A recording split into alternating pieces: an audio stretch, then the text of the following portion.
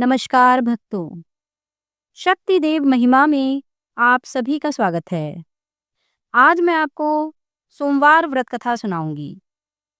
सोमवार का व्रत साधारणतया दिन के तीसरे पहर तक होता है।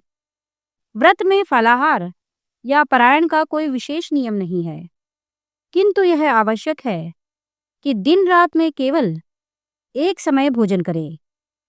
सोमवार के व्रत में भगवान शिव और माता पार्वती का पूजन करना चाहिए। तो चलिए प्रारंभ करते हैं सोमवार व्रत कथा। एक बहुत धनवान साहूकार था, जिसके घर में धन धान्य आदि किसी भी प्रकार की कमी नहीं थी। परंतु उसको एक दुख था कि उसके कोई संतान नहीं थी। वह दिन रात इसी चिंता में रहता था। वह पुत्र की कामना के लिए प्रति सोमवार को शिवजी जी का व्रत और पूजन किया करता था तथा सायंकाल को शिव मंदिर में जाकर शिवजी के श्री विग्रह के सामने दीपक जलाया करता था। उसके इस भक्तिभाव को देखकर एक समय श्री पार्वती जी ने शिवजी जी महाराज से कहा कि महाराज, यह साहूकार आपका अनन्य भक्त है और सदैव आपका व्रत और पूजन बड़ी श्रद्धा से करता है। इसकी मनोकामना पूर्ण करनी चाहिए। शिवजी जी ने कहा, हे पार्वती, यह संसार कर्म क्षेत्र है। जैसे किसान खेत में जैसा बीज बोता है वैसा ही फल काटता है, उसी प्रकार इस संसार में जो जैसा कर्म करते हैं वैसा ही फल पाते हैं। पार्वती जी ने अत्यंत आग्रह से कहा, महाराज, जब यह आपका अनन्य भक्त है और इसको अगर किसी प्रकार का दुख है तो उसको अवश्य दूर करना चाहिए, क्योंकि आप सदैव अपने भक्तों पर दयालु होते हैं और उनके दुखों को दूर करते हैं। यदि आप ऐसा नहीं करेंगे तो मनुष्य आपकी सेवा तथा व्रत क्यों करेंगे? पार्वती जी का ऐसा आग्रह देख शिवजी महाराज कहने लगे, हे पार्वती, इसके कोई पुत्र नहीं है। इसी चिंता में यह अति दुखी रहता है।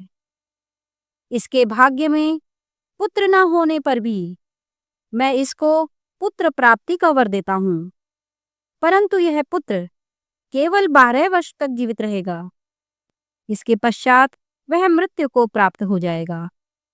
इससे अधिक मैं और कुछ इसके लिए नहीं कर सकता। ये सब बातें साहूकार सुन रहा था। इससे उसको न कुछ प्रसन्नता हुई और ना ही कुछ दुख हुआ। वह पहले जैसा ही शिवजी महाराज का व्रत और पूजन करता रहा। कुछ काल व्यतीत हो जाने पर साहूकार की स्त्री गर्भवती हुई और 10वें महीने उसके गर्भ से एक अति सुंदर पुत्र की प्राप्ति हुई। साहूकार के घर में बहुत खुशी मनाई गई, परंतु साहूकार ने उसकी केवल 12 वर्ष की आयु जानकर कोई अधिक प्रसन्नता प्रकट नहीं की और ना ही किसी को भेद ही बताया। जब वह बालक 11 वर्ष का हो गया तो उस बालक की माता ने उसके पिता से विवाह आदि के लिए कहा। तो साहूकार कहने लगा कि अभी मैं इसका विवाह नहीं करूंगा, अपने पुत्र को काशी जी पढ़ने के लिए भेजूंगा।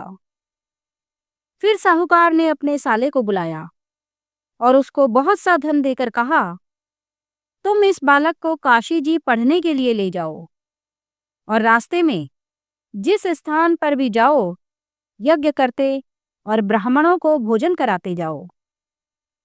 वे दोनों मामा भांजे यज्ञ करते और ब्राह्मणों को भोजन कराते जा रहे थे। रास्ते में उनको एक शहर पड़ा। उस शहर में राजा की कन्या का विवाह था और दूसरे राजा का लड़का जो विवाह के लिए बारात लेकर आया था वह एक आंख से काना था।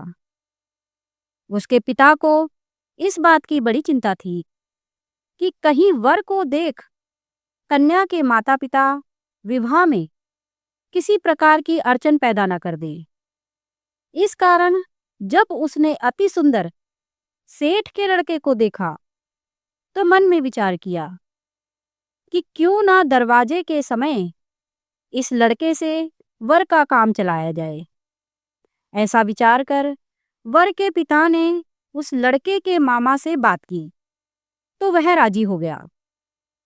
फिर वह उस लड़के को वर के कपड़े पहनाकर तथा घोड़ी पर चढ़ा दरवाजे पर ले गए और सब कार्य प्रसन्नता से पूर्ण हो गए। फिर वर के पिता ने सोचा कि यदि विवाह कार्य भी इसी लड़के से करा लिया जाए तो क्या बुराई है।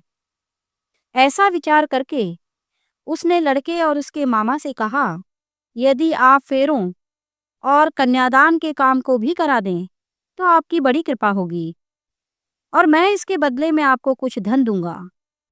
तो उन्होंने स्वीकार कर लिया और विवाह कार्य भी बहुत अच्छी तरह से संपन्न हो गया। परंतु जिस समय लड़का जाने लगा तो उसने राजकुमारी की चुनरी के पल्ले पर लिख दिया कि तेरा विवाह तो मेरे साथ हुआ है, परंतु जिस राजकुमार के साथ तुमको भेजेंगे वह एक आंख से काना है और मैं काशी जी पढ़ने जा रहा हूँ। लड़के के जाने के पश्चात उस राजकुमारी ने जब अपनी चुनरी के पल्ले में लिखा हुआ पाया तो उसने राजकुमार के साथ जाने से मना कर दिया और कहा कि यह मेरा पति नहीं है, मेरा विवाह इसके साथ नहीं हुआ है। मेरा विवाह जिसके साथ हुआ है वह तो काशी जी पढ़ने गया है। राजकुमारी के माता पिता ने अपनी कन्या को विदा नहीं किया और बारात वापस चली गई। उधर सेठ का लड़का और उसका मामा काशी जी पहुंच गए। वहां जाकर उन्होंने यज्ञ करना और लड़के ने पढ़ना शुरू कर दिया। जब लड़के की आयु 12 वर्ष की हो गई, उस दिन उन्होंने यज्ञ रचा रखा था कि लड़के ने अपने मामा को कहा, मामा जी आज मेरी तबीयत कुछ ठीक नहीं है। मामा ने कहा, अंदर जाकर सो जाओ। लड़का अंदर जाकर सो गया और थोड़ी देर में उसके प्राण निकल गए। जब उसके मामा ने आकर देखा कि वह मुर्दा पड़ा है, यह देख उसको बड़ा दुख हुआ और उसने सोचा कि अगर मैं अभी रोना पीटना मचा दूंगा तो यज्ञ का कार्य अधूरा रह जाएगा। अतः उसने जल्दी से यज्ञ का कार्य समाप्त कर ब्राह्मणों के जाने के बाद रोना पीटना आरंभ कर दिया। संयोगवश उसी समय शिव पार्वती उधर से जा रहे थे। जब उन्होंने जोर जोर से रोने की आवाज सुनी तो पार्वती जी कहने लगी, महाराज कोई दुखिया रो रहा है, इसके कष्ट दूर कीजिए। जब शिव पार्वती ने पास जाकर देखा तो वहां एक लड़का मुर्दा पड़ा था। पार्वती जी कहने लगी, महाराज यह तो उसी सेठ का लड़का है जो आपके वरदान से हुआ था। शिवजी जी कहने लगे, हे पार्वती इसकी आयु इतनी ही थी, सो भोग चुका।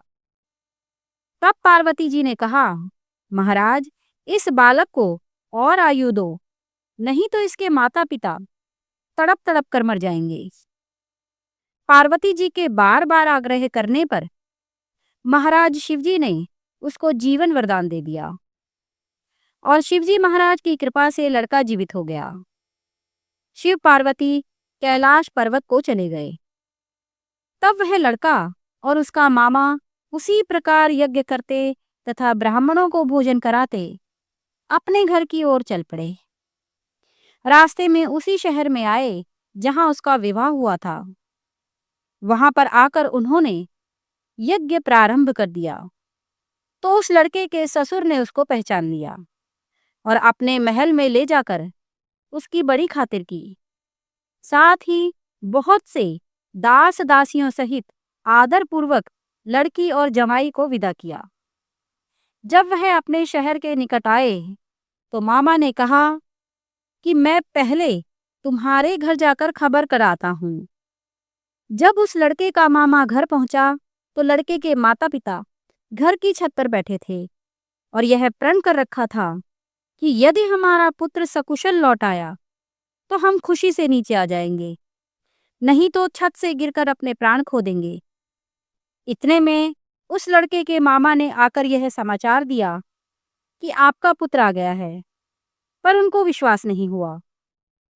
तब उसके मामा ने शपथ पूर्वक कहा कि आपका पुत्र अपनी स्त्री के साथ बहुत सारा धन लेकर आया है। तो सेठ ने आनंद के साथ उसका स्वागत किया और बड़ी प्रसन्नता के साथ रहने लगे। इस प्रकार से जो कोई भी सोमवार के व्रत धारण करता है अथवा इस कथा को पढ़ता या सुनता है, उसकी समस्त मनोकामनाएं पूर्ण होती हैं। तो भक्तों, आप सभी पर माता पार्वती सहित भगवान भोलेनाथ की कृपा बनी रहे और आप सभी का जीवन मंगलमय हो।